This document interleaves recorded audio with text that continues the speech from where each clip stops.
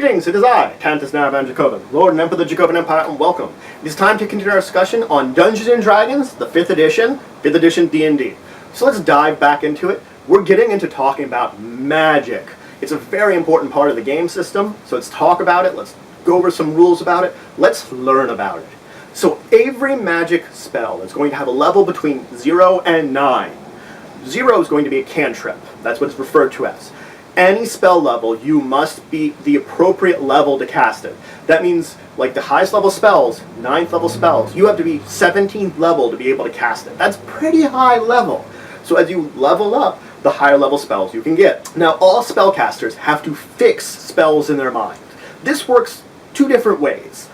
You could be like a sorcerer, where you always have a certain number of spells fixed in your mind. You have a certain number of spells that you always know. You can change some of them with leveling, if they give rules for that, but basically you have to think about that you always have these spells fixed in your mind, they're always the ones you're ready with. On the other hand, you could be like a wizard, which is to spend time each day fixing the number of spells into their mind. Now, depending on your level and depending on your class, will tell you how many spells you can fix into your mind a day. Now, you have spell slots. So what would happen is then, when I want to cast a spell, I would use up a slot, which is described under my character, and depending on my level how many I would have, and then cast that spell. I don't use up the ones I've fixed in my mind, I still have them fixed. It's just then I could fill my slots that I have with castings of those spells. So if I have 3 spells fixed in my mind for first level, and I have 2 spell slots, I can do any kind of combination of them when I want, when I'm casting these slots. And again, your class and level will tell you how many slots you have. You recover these slots after a long rest. So that means until you long rest, these slots are going to remain open. Certain times you can recover them other ways. Your class will say that. Now, I can use a lower level spell in a higher level slot.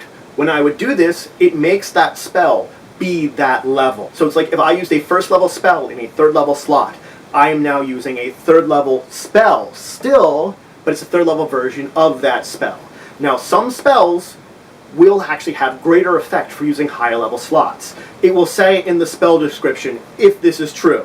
If it will tell you under the spell, like if I am using a 1st level spell and it says for every, like if you use this in a 3rd level slot, it does this instead.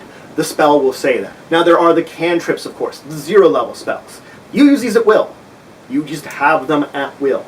You choose your number of cantrips and you can just use them. You've trained so much with these that they are your like expert ones and they don't take up any kind of slots or anything. Now there can be ritual spells. Now ritual spells will have the ritual tag on them.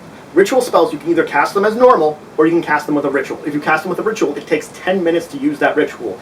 But it does not take up a slot then. So if I use a 10-minute ritual, I can cast the spell and it won't take up a slot. The disadvantage is I always use it at the level of the spell. That means if it's a 2nd level ritual, I would use it at the 2nd level when I'm using the ritual version of the spell. If I wanted to cast it at higher levels, I would have to use spell slots and cast it as normal. Now all spells have a casting time. This can be a single action. This can be a bonus action. If it's a bonus action, you can only cast 1 a turn. It can also be a reaction.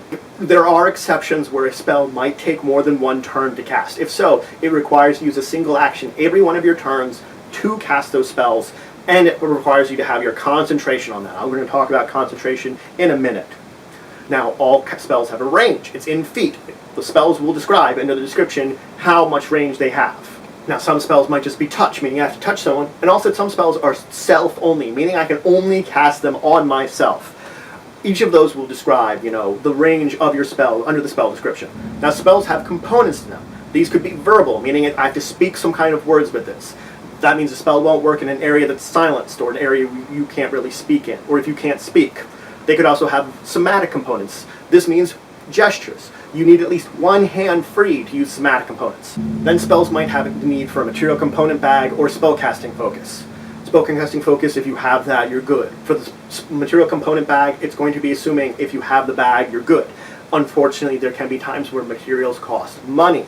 If materials cost money, it will tell you under the spell if the material is used up or not. If it is used up, you must have that component worth cash every time. So my material component bag will not have anything of value. So if it says I need some kind of item worth 20 gold, I need to get that item 20 gold, possibly every time, because it will tell me in the spell if it's used up. If it's not used up, I just have to buy it once and use it every time. That might be convenient.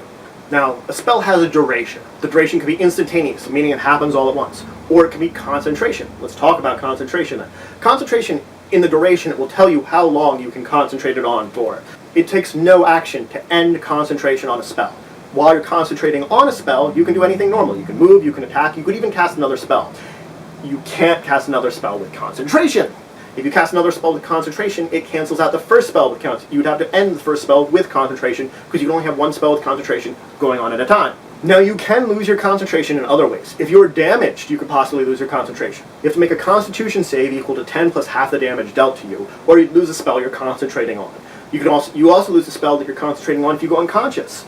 There can also be times when environmental hazards will cause you to make Constitution saves or lose your concentration. Normally those are DC 10. Your Dungeon Master will let you know, though, how and when those work. So that's it for today. I went over the basics of magic. I talked about the basics of spells, talking about what kind of means to cast a spell, kind of components you need, duration of it, range of it, all the basics that you need to know when you're talking about description of a spell. If you have any questions, comments, anything you want to say, anything you think I left out, please leave in the comments below. Please like this video. It shows your support for the channel, for the Empire, and shows you enjoyed my videos. Please subscribe if you already haven't. We're always looking for more members, more citizens. And please share this video if you know anybody that will learn anything from it or just enjoy watching it. Until the next time, I bid you farewell.